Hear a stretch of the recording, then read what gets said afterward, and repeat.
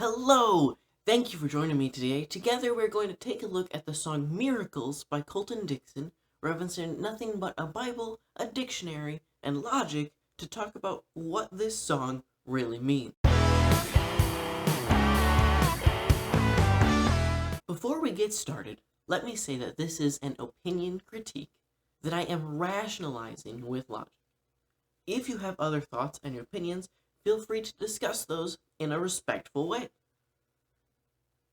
Miracles was written by Colton Dixon, Michael Algejeff, and Michael James Ryan Busby, and published by Warner Chappell Music Incorporated. The link below will take you to the official lyric video for the song. The point of this is to look at the words and not get caught up with the music, but the musical format is still important to understand a properly written word and the overall content of the song. This recording follows the form verse 1, verse 2, pre-chorus, chorus, verse 3, pre-chorus, chorus, bridge, and chorus 2. Chorus 2 has no new lyrics, but it has a slightly different repetition structure, making it technically a different section, but not giving us any additional content. Some places also seem to try to push verse 1 and 2 into just one verse, but assuming that all verses are similar in length, then in order for it to fit with verse 3, they have to be two separate verses. This gives us the lyrically different sections of verse 1, verse 2, pre-chorus, chorus, verse 3, and bridge. Now, this is meant to be a song about modern times, making it harder to find direct biblical connection to all the lines. This is alright because we do want to get back and stay focused on the logic anyway. We start with verse 1. 90 miles on the highway, every day moving so fast, taking all the wrong ways out. Here we see some driving imagery, and we're kind of talking about how the days are moving so fast. Realistically, the intent here is that we are not appreciating the days we are given. Verse 2, which again could be looked at as an extension of verse 1, goes, "Never saw you coming, stopping me in my tracks, keeping me from the long way down." This is a little tricky. Is this continuing that driving imagery? If so, then there's probably some car crashing happening. If we assume this is not related to that imagery, then where is the you coming from? And why is it stopping me? We can look at the idiom to stop dead in one's tracks is to stop at the exact spot where one is and hold motionless. The examples often point to fear being the cause, but if this is keeping you from the long way down, which is arguably hell, then is this a bad thing? We move to the pre-chorus, and we get the following. "Doesn't matter just how many times I try, there could only be a single reason why. So tell me." What? How many times I tried what? Tried not to be stopped? Tried to go the wrong way? What is this referring to? If we are trying, then I think it's safe to assume that whatever we are trying has failed, and there is only one explanation, one single explanation as to why. This doesn't make any sense. What in the world is the singer failing at? If you are repeating the actions, then you can't say you never saw it coming like you do in verse 2. I don't see any logic in this pre-chorus that connects back to verse 1 or verse 2. Now, maybe this is meant to be its own statement and the singer is trying to explain something and those explanations are failing. But again, it starts just with "doesn't matter how many times I tried." There just needs another line saying "tried what" then? Because it just doesn't make sense. It doesn't connect to anything. You get the first line of the chorus. How do miracles just happen like that? Happen like what? What is the miracle? What in the world are we talking about? Plus, it's plural. I don't see a single example, let alone multiple. There is no logic in this at all. Let's look at the definition of miracle. A surprising and welcome event that is not explicable by natural or scientific laws and is therefore considered to be the work of a divine agency. I know there are a couple other definitions because the word is sometimes used without being connected to a divine agency, but in this song I think it's safe to say we're talking about a divine being performing these miracles that we have yet to see any of. Let's get back to finding an example of these miracles that just happen like that. 90 miles on a highway. This is something that can be accomplished in a car if it's referring to either distance or speed, although I don't recommend that as a speed in most cases. That is not divine. Is it the stopping me in my tracks?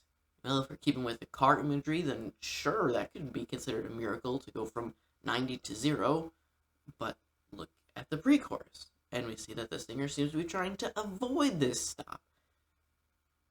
And our definition calls for this surprising and welcome event. If it is welcome, then why are you trying many ways to avoid it? Continued in the chorus, we have happen like that repeated twice, and then we come to, you can say the stars align, but I know that it's more than timing. So this is giving another possible explanation and saying that it is wrong. This is especially interesting because, again, in the pre-chorus, we stated that there could only be one single explanation. But here we are dismissing the second explanation because we just know it's more than that timing.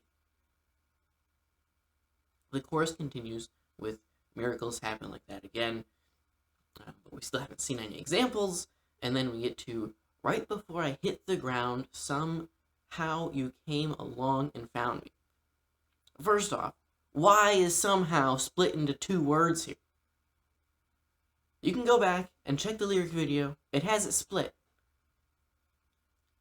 Let's start with the you came along and found me part. I guess in this line of thinking, God is not all-knowing, and the miracle is just that he happened to be there when you needed him. If we go back to hitting the ground, wouldn't it be more logical to catch you? The line could easily came along and caught me. Just think of someone, maybe a small child, all excited, exclaiming, I found a leaf falling from the tree. They didn't catch it. They observed the leaf. They observed gravity bringing it to the ground. Now you could make the connection with this one to Luke 15, verse 24. For this my son was dead and is alive again. He was lost and is found. And they began to celebrate. Now, if you really wanted to draw this connection, then why not build off of the son being brought back to life? An actual miracle, because we still haven't seen any examples. The chorus ends with some oohs, and then repeats the found me lines, and we get to verse 3. Some will say it's magic, but I know that you did it all. You're the reason, there's no doubt. Again, some say, what is magic? What is being referred to when singing did it all? This again is another explanation, even though the pre-chorus that has been repeated immediately after the verse says there's only one single reason. We don't even have to try to point out that there are still no miracles in that verse. We then get to the pre-chorus again, that if we subscribe to the idea of being that we are trying to connect other explanations, then it does slightly work with this verse, but we still don't see why there can only be one explanation. We then get to the chorus again, but have still not seen any examples of miracles happening like that. We then get to the bridge. There's no doubt when I feel your love. Call me crazy and out of touch, but I know that it's from above. Tell me. The first line is clearly pointing out the fact that this song is being sung to God. I feel your love. So then the next line doesn't work. Who is calling the singer crazy if the song is being sung to the one that is providing the love? It could be I feel his love, but then you have to go back and fix verse 3 and verse 2 to keep the song consistent with who is the receiver of the song. Is feeling your love an example of a miracle?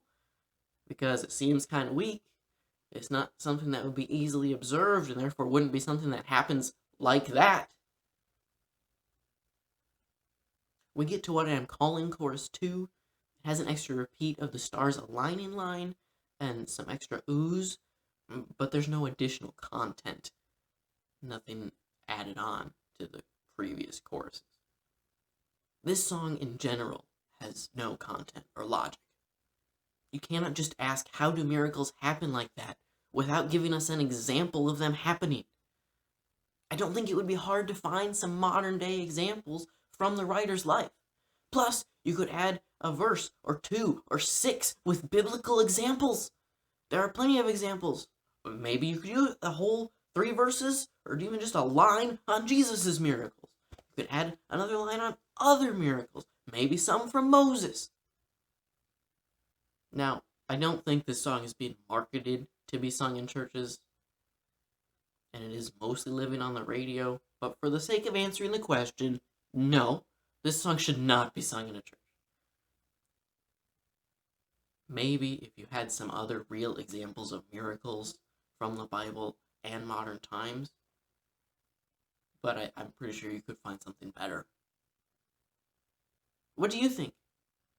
Should this song be sung from the mountaintops? Or does its lack of content and logic mean it should be pulled from the radio entirely? Let me know in the comments down below.